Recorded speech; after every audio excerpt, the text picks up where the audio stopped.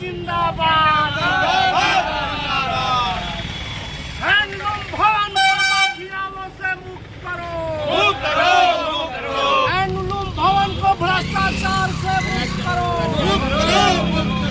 भ्रष्टाचारी से निजात दिलाओ।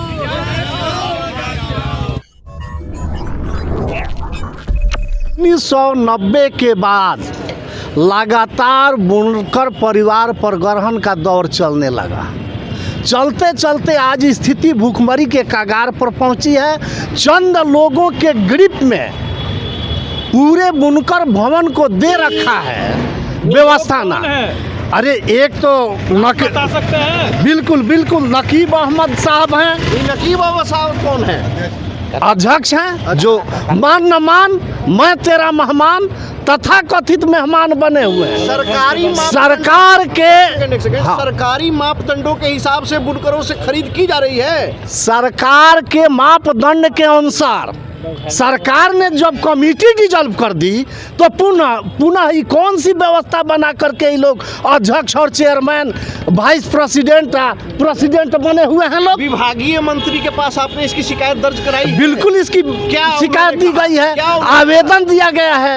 आवेदन के अनुकूल तमाम ही बुनकर एसोसिएशन के लोग गए हुए हैं। सरकार पर आपका भी आरोप है कि सरकार कार्रवाई नहीं कर रही है। सरकार उदासीन है। एक नीतीश कुमार बार बार आवाज तो बुनकरों को देते हैं, लेकिन हमको लगता है कि बुनकर परिवार के साथ ठगी किया जा रहा है, ब्लैकमेल हो रहा है। क्या लग रहा है? बुनकर समाज के बारे में कहा जाता है कि अधिसंख्य इससे अल्पसंख्यक समाज ही जुड़े हुए हैं। बुनकर समाज में जो पहचान होती है, हमको जहाँ तक जानकारी है 90% से ऊपर अल्पसंख्यक समाज के लोग 90 नहीं 95%। क्या आपको लग रहा है कि अल्पसंख्यक समाज के प्रति उदासीनता भाजपा और जदयू सरकार दिखा रही है? बिल्कुल है, उसका मैनिफेस्टो ही कहता है, उसके अनुसार वो काम कर रहा है। तो बुनकरों के साथ सौतेलापन चल रहा है। सरकार कार्यनीति के विरोध है। बिल्कुल सरकार के नीति के विरुद्ध नहीं है। हम ये चाहते हैं कि नीतीश कुमार जी ने जैसा बुनकरों के हित में घोषणा किया है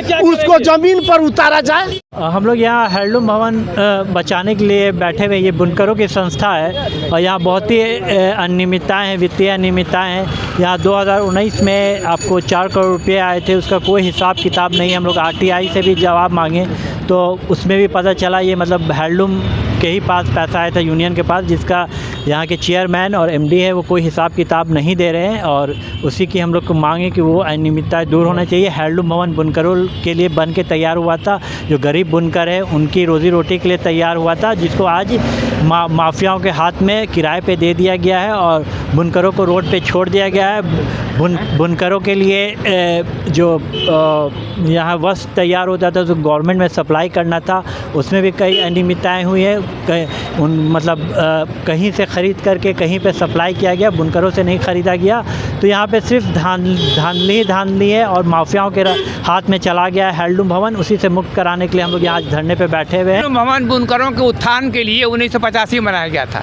माननीय मुख्यमंत्री कर्पूरी जी ने इसको पुनः जीवित किया। लालू जी के कार्यकाल में कोई काम नहीं हुआ। माननीय मुख्यमंत्री नीतीश कुमार जी ने इसको पुनः जीवित किया और अभी जो है हैंडलूम भवन जो है बुनकरों को उत्थान के लिए बनाया गया था। इसके नियम के विरुद्ध हैंडलूम भवन को एक निजी व्यवसाय के हाथ में दे दिया गया है, जो कि उनको मतलब कि ये हमारे बायलॉज में है नहीं। हैंडलूम भवन को किराए पर देने का कोई प्रावधान नहीं है।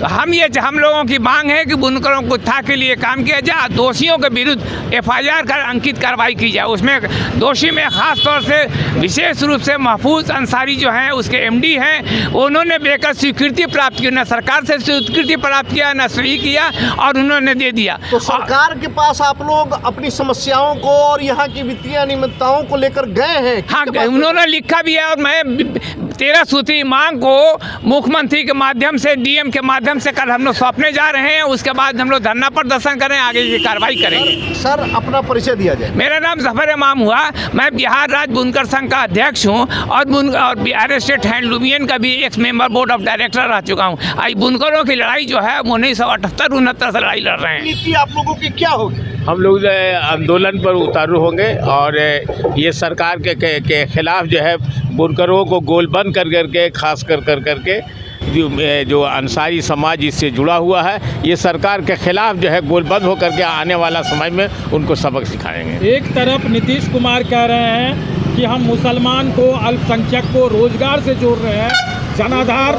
लेते हुए हम उनकी हित की बात करते हैं, दूसरी तरफ कह रहे हैं उसका हक छीना जा रहा है। क्या ऐसा मानते हैं आप?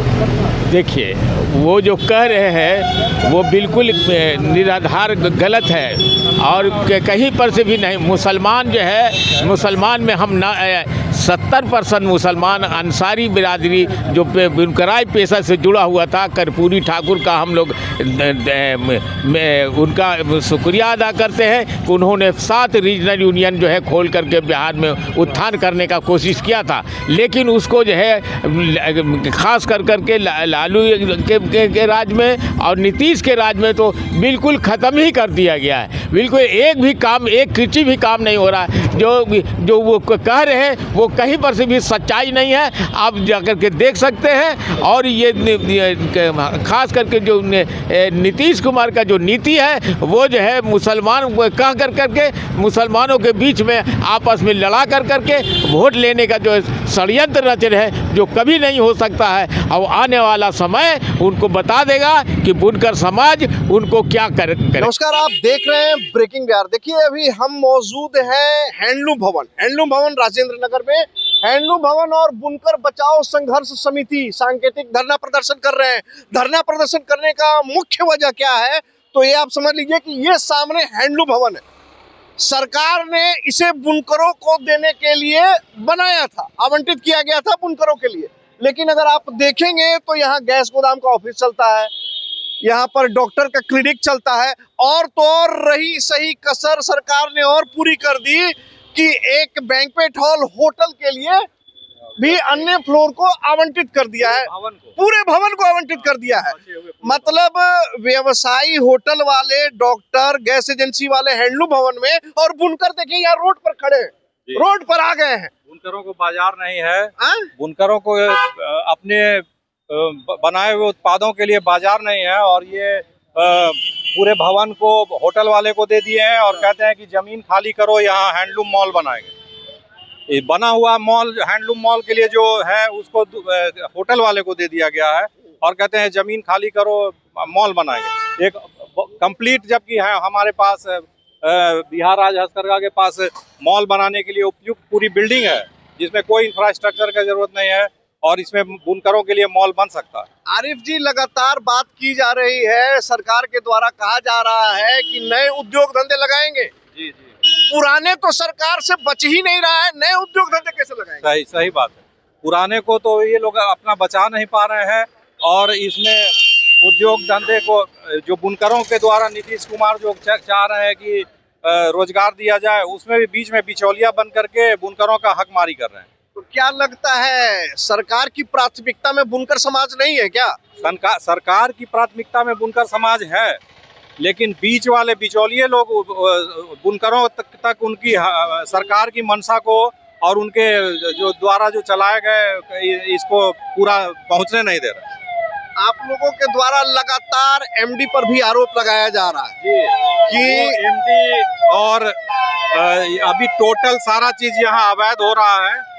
यहाँ चुनाव खुद से अपने से घर में बैठा करके अपने कर्मचारी को चुनाव पदाधिकारी बना करके ये इलेक्शन करवा चुके हैं, और कार्यकाल जब इनका समाप्त हो गया था, सुपरसीड कंडीशन में एक अपने मित्र को प्रबंध निदेशक बना करके यहाँ नियुक्त करवा चुके हैं। अच्छा, तो मतलब भाई भतीजावाद? हाँ, पूरी तरह से भाई। मतलब निष्पक्षता, लोकतंत्र की हत्या अगर हम कहें तो हो चुकी है। जी।